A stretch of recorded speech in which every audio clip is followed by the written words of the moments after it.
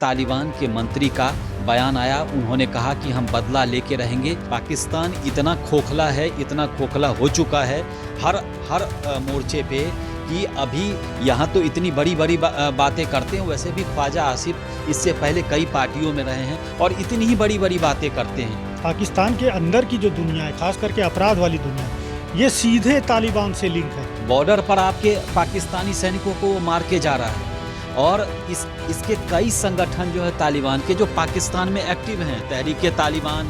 पाकिस्तान ने जन्म दिया तालिबान का, लेकिन अब पाकिस्तान से भी नहीं संभल रहा है। तालिबान को रोको, नहीं तो और तबाही लेके आएगा। अभी तो ये शुरुआत है। नमस्कार, मैं हिमांशी राजपूत और आप देख रहे हैं भारत एक्सप्रेस डिजिटल। पाकिस्तान और अफगानिस्तान के बीच लगातार तनाव मचा हुआ है। आपको बता दें, कभी पाकिस्तान खून की होली खेलता है तो कभी तालिबान बदला लेने की कसम खाता है और ऐसे में एक बार फिर एक घटनाक्रम देखने को मिला। कल पाकिस्तान ने एयर स्ट्राइक किया, फिर उसके बाद तालिबान ने भी उस पर जवाबी कार्रवाई की। तो वहीं पर तालिबान ने दावा किया है कि पाकिस्तान के 55 जो सैनिक थे उसने मार गिराए। अब ऐसे में सवाल ये है कि जो पाकिस्तान है वो अपने छोटे से देश के सामने भी टिक नहीं पा रहा है। बस इसी मुद्दे पर हमारे साथ बातचीत करने के लिए हमारे सहयोगी हैं, अजीत जी हैं और हरिशंकर जी हैं। तो चलिए इनसे बात करते हैं। तो सर, सबसे पहले आपसे जानना चाहूंगी, जिस तरीके से हमारे सामने दावा किया गया कि जो तालिबान है उसने पाकिस्तान के 55 सैनिकों को मार दिया और जो पाकिस्तान का जो फाइटर था, फैल्कन 16 था, F-16, उसको भी मार गिराया। तो ऐसे में जो पाकिस्तान है उसकी हालत तो बहुत खराब है, वो अपने छोटे से देश के सामने नहीं टिक पा रहा है। देखिए, पाकिस्तान जो है लगातार गलतियां करता है। सबसे पहले उसने 22 तारीख को एयर स्ट्राइक किया था, वहां पर काबुल पर उसने हमला किया था और उन्होंने काफ़ी संख्या में उन्होंने कहा था कि हमने लड़ाके मार दिए। हालांकि तालिबान सरकार का दावा था कि कोई लड़ाके नहीं, आम नागरिकों पर उन्होंने निशाना बनाया जो एक ही परिवार के थे। तो आप समझ लीजिए, मतलब दोनों की बातों में अलग अलग है। लेकिन उसी समय तालिबान के मंत्री का बयान आया। उन्होंने कहा कि हम बदला लेके रहेंगे और उन्होंने जवाबी कार्रवाई की। इससे पहले 2 दिन पहले झड़प हुआ था डुरंड लाइन पे। उसके बाद तालिबान ने बदले की कार्रवाई की। तालिबान का ये दावा है कि उन्होंने करीब करीब जो है पाकिस्तान के 50 से ऊपर सैनिक जो है 55 के करीब सैनिक मार दिए और अभी भी कई सैनिकों 17 सैनिकों के शव जो हैं उनके कब्जे में है। उसके बाद तालिबान ने यह भी दावा किया कि उसने F-16 जो अमेरिका ने पाकिस्तान को दिया था, उस विमान को उसने मार गिराया।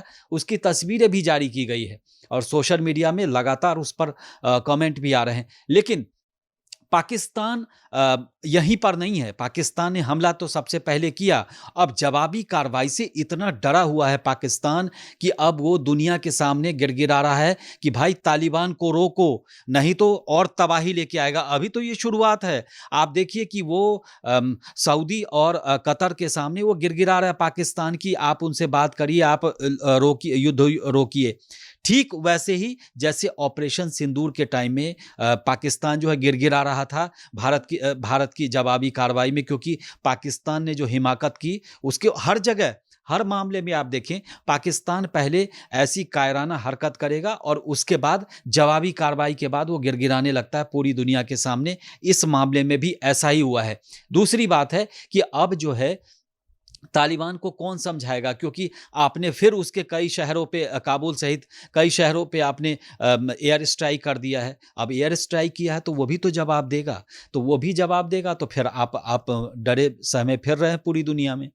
जी देखिए, पाकिस्तान का जब भारत के साथ युद्ध हुआ था तो ट्रंप ने खुद इस बात को माना कि पाकिस्तान उनके सामने जाके गिड़गिड़ाया था कि युद्ध को रोक दो, और अब पाकिस्तान ने फिर से मदद मांगी है। एक छोटा सा देश है तालिबान, उसके लिए भी पाकिस्तान को मदद मांगनी पड़ रही है। देखिए, छोटा देश नहीं है तालिबान, बल्कि तालिबान के पास जो हथियार हैं, खास करके ज़मीनी लड़ाई लड़ने के लिए, वो दुनिया के सबसे एडवांस हथियार है। क्योंकि अमेरिका जब गया था अफ़गानिस्तान से, तो वो सारे हथियार वहाँ पे छोड़ के गया था और इसका फ़ायदा तालिबान को मिलता रहा है, क्योंकि तालिबानी लड़ाके मरने से नहीं डरते। और यही वजह है कि उसने बॉर्डर पर, खास करके डूरंड रेखा के आसपास और जो खैबर पख्तूनिया, वहाँ बॉर्डर पर उसने 55 पाकिस्तानी सैनिकों पर चढ़ाई की, उन्हें मारा और काफ़ी पोस्टों पर कब्जा कर लिया। तो तालिबान इतना हल्के में नहीं है। उसके पास बहुत ज़्यादा ताकत है और पाकिस्तान को बहुत नुकसान उठाना पड़ सकता है। इसीलिए वो सऊदी अरब और कतर से कह रहा है कि भाई आप उनको समझाइए कि लड़ाई रोके। पाकिस्तान ने जन्म दिया तालिबान का, लेकिन अब पाकिस्तान से भी नहीं संभल रहा है, क्योंकि ऐसा अक्सर होता है। आप देखिए कि आप अगर आतंकवादी तैयार करते हैं तो वो फिर आगे चलकर आपके ही दुश्मन बन जाते हैं, और यही पाकिस्तान के साथ हो रहा है। और सबसे अहम बात कि यदि आप अपने पड़ोसियों से अच्छे संबंध रखते हैं तो आप भी सुरक्षित रहते हैं। लेकिन पाकिस्तान के साथ देखिए, इंडिया के साथ 70 सालों से ज़्यादा से लड़ाई चल रही है। ईरान के साथ भी लड़ाई हो गई क्योंकि वो अमेरिका का साथ दे रहा है, अमेरिका हमला करने वाला है ईरान पे। अफ़गानिस्तान से भी आपने लड़ाई लड़ ली, अब कहीं से भी उसका बॉर्डर महफूज नहीं रह गया।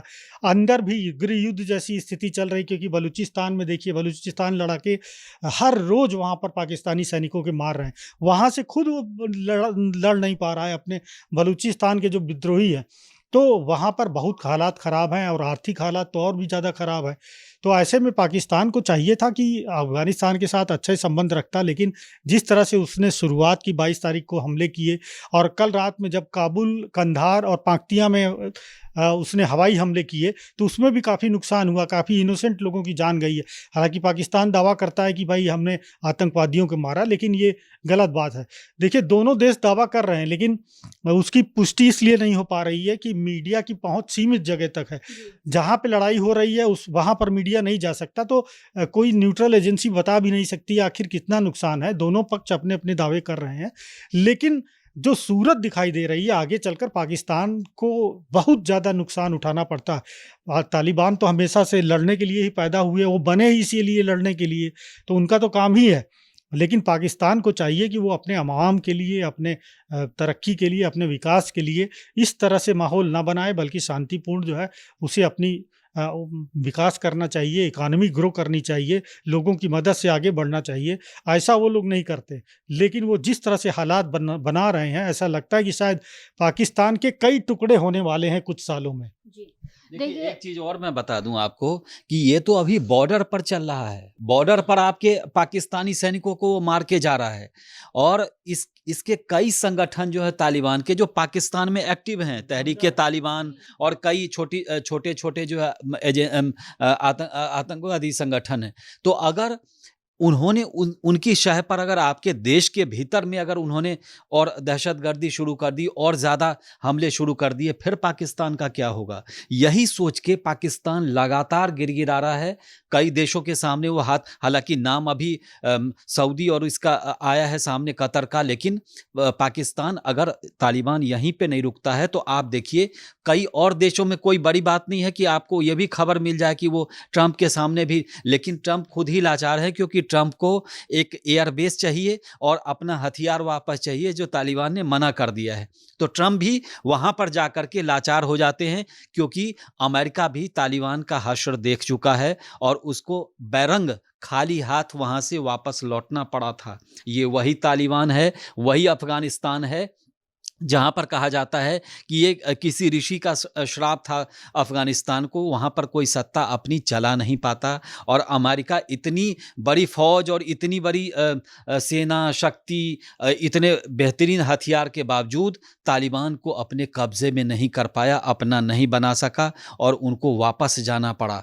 तो वहाँ पर जहाँ पर अमेरिका हार जाता है एक तरीके से, वहाँ पर पाकिस्तान के सैनिक, पाकिस्तान की सेना, पाकिस्तान की सरकार कैसे जीतेगी? तो आप बेवजह के मधुमक्खी के छत्ते में हाथ डालने जा रहे हैं, और आपने बल्कि डाल दिया है, और अब जब उधर से हमले हो रहे हैं तो आप दुनिया के सामने गिड़गिड़ा रहे हैं। तो मुझे लगता है कि पाकिस्तान के पास इस समय यही सबसे बेहतर उपाय है कि वो आपस में बातचीत करे और मसले सुलझाए, नहीं तो तालिबान और भी आगे क्या क्या करेगा, क्योंकि वो लगातार धमकियां दे ही रहा है, और आप एक के बाद एक और एक एयर स्ट्राइक वहां पर करते जा रहे हैं। तो उसका खामियाजा जो होगा कि अभी तो सीमा पर है, अब मामला देश के अंदर जब पहुंचेगा तो पाकिस्तान के लिए और खतरनाक हो जाएगा।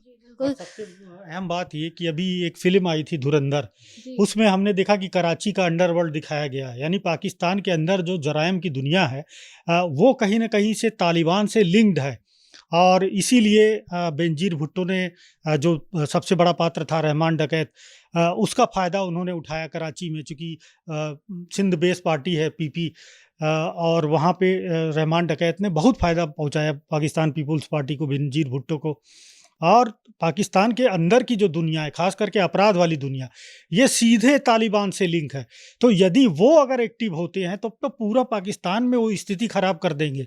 यही वजह है कि पाकिस्तान को चिंता हो रही है कि इसीलिए सऊदी अरब से, कतर से या और भी जो मुस्लिम कंट्रीज़ हैं जिनका इन्फ्लुएंस है, कि उनसे बोल रहा है कि आप रुकवाइए किसी तरीके से, नहीं तो उसके तो लेने के देने पड़ जाएंगे। ये चीज़ समझना चाहिए, उसको नहीं करना चाहिए था। अंदर घुस के स्ट्राइक कल जिस तरह से किया है काबुल कंधार में, उसके बिल्कुल नहीं करना चाहिए था, बल्कि बातचीत के रास्ते से देखना चाहिए था कि किस तरह से स्थिति सुलझनी चाहिए।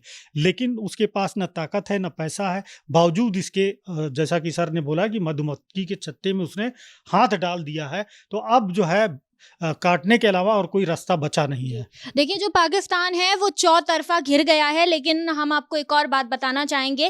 पाकिस्तान के जो रक्षा मंत्री है ख्वाजा आसिफ, उन्होंने कहा है कि हमने ऑपरेशन गजब उल हक के तहत ये ऑपरेशन चलाया और ये जो ऑपरेशन है ये चल रहा है। आपको बता दूं, जो गजब का मतलब है प्रकोप, और लिल का मतलब जो कि अरबी भाषा का एक शब्द है जिसका अर्थ है के लिए, और हक का मतलब यानी कि सत्य के लिए क्रोध। इस टाइप के ऑपरेशन का नाम रखा, और पाकिस्तान से ऐसी कैसी उम्मीद। मैं इसमें बोलना चाहूँगा, वो ऑपरेशन का नाम चाहे भारत की देखा देखी में कुछ भी रख लें, लेकिन है कुछ नहीं। पाकिस्तान इतना खोखला है, इतना खोखला हो चुका है हर मोर्चे पे कि अभी यहाँ तो इतनी बड़ी बड़ी बातें करते हैं। वैसे भी ख्वाजा आसिफ इससे पहले कई पार्टियों में रहे हैं और इतनी ही बड़ी बड़ी बातें करते हैं, लेकिन हकीकत ये है कि उस छोटे से देश के से वो लड़ नहीं पा रहे हैं और दुनिया के सामने गिड़गिड़ाते फिर रहे हैं। यही उनकी हकीकत है। इसलिए ऑपरेशन का नाम वो कुछ भी डालें, लेकिन कुल मिलाकर के पाकिस्तान वहाँ पर काफ़ी कमज़ोर दिख रहा है। अभी सर ने भी बताया कि सही आंकड़ा नहीं सामने आ रहा है, लेकिन कहीं ना कहीं पाकिस्तान ज़्यादा परेशानी में है, इसीलिए वो घबराया हुआ है।